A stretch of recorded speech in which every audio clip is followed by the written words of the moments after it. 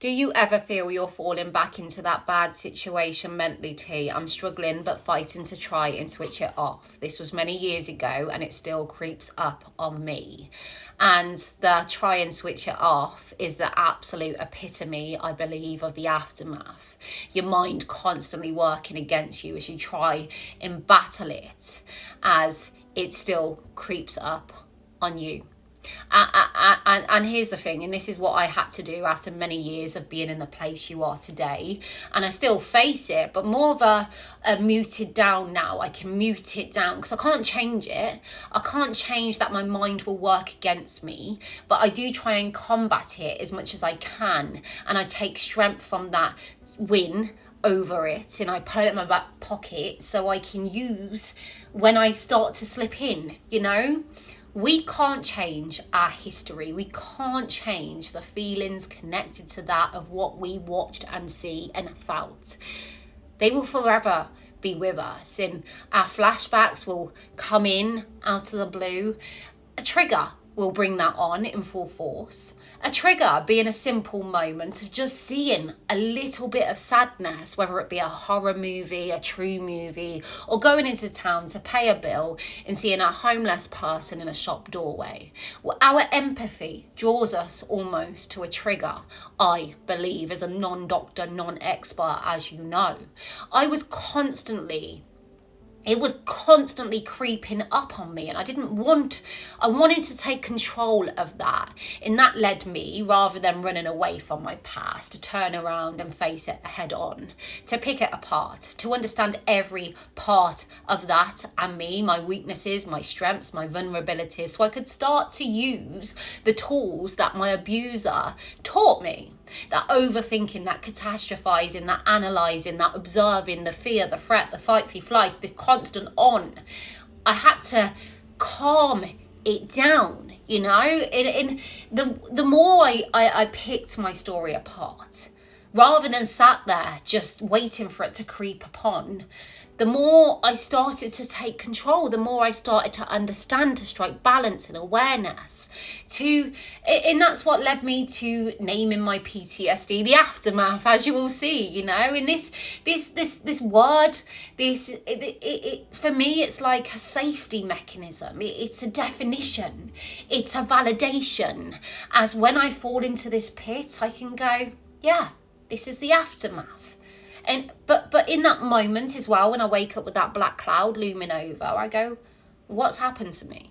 As I now alert that overthinking to combat what's going on with me, not letting it work against me as it searches for fear around me.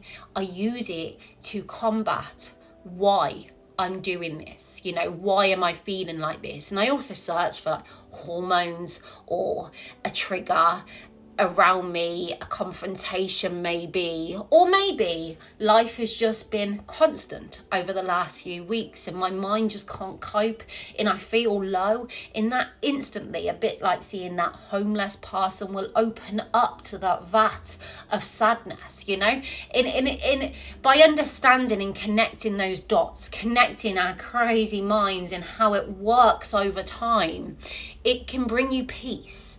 You know, on days like this, I then go against it. You know, I wake up, I validate me going, this is the aftermath from my broken story.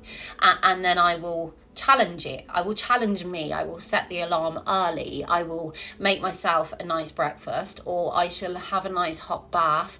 I shall go against my normal routine as I mentally note to myself, this is me going back at you so extreme, you know. And this is what I do. Then even if after that bath I start to feel low again, at least I challenged it for a few hours and took control. Then the next day I take growth from that taking control from that 2 hours or so, and I roll it on into my next day till I again take full control. You know, the aftermath for me was about a definition, about validation. It was about a family coming together and going, this is our aftermath. We can have these conversations. It wasn't your fault. It wasn't my fault. And I know these triggers we have are tough, but this shouldn't have happened to any of us. It's okay, you know, because we live in these dynamics where we can't have these conversations out of fear and threat. And This is not a clear cut, you know. I don't think we can ever switch it off, but I do feel like we can take control of our minds when it starts to unfold. Even walking on the school run today, I started to think about my book and how I need to start writing again and pick it back up. And I was thinking my story, this social media, the Johnny Depp Amber Heard court case, and how it brought me, and how I've then carried on in speaking and seeing the public reaction to Harry and Meghan, the prince in his story, being dragged about, and how people just... And then I thought the trilogy. We got Blake Lively, Justin Baldoni, another case on the main stage, and other people are drawn to this, especially the survivors. And I think, shall I? But then even thinking that way just opened up a little portal at the side where my mind started to go to a flashback in my mind, and I'm instantly connected again. You know, this will never, ever, I don't believe, end. But I do believe we've got the power in those moments. Now, before, that would have been creeping back in. And if I would have jumped into that memory, that could have took me out for a few weeks. But now I go, that's the aftermath. That's okay, as I validate me instantly and mute it out and slow it down, and so I can carry on, you know. I know it's not easy, and I say all these words like, you know, it's going to fix you. I know it's far from that simple, but these are just the ways that I found my way through, you know, accepting that that's a part of my story, accepting that this is my aftermath, understanding every part of me. And that's pretty much me. But take your big wooden spoon and mix up your routine and try and combat it. And just know you've been here before. Ebbs and flows, as Maru says, which is, you know, it's like waves, and they can crash to the shore, then calm back down. We've done that all our life. We got through. You did survive. And you will continue to do so, you know.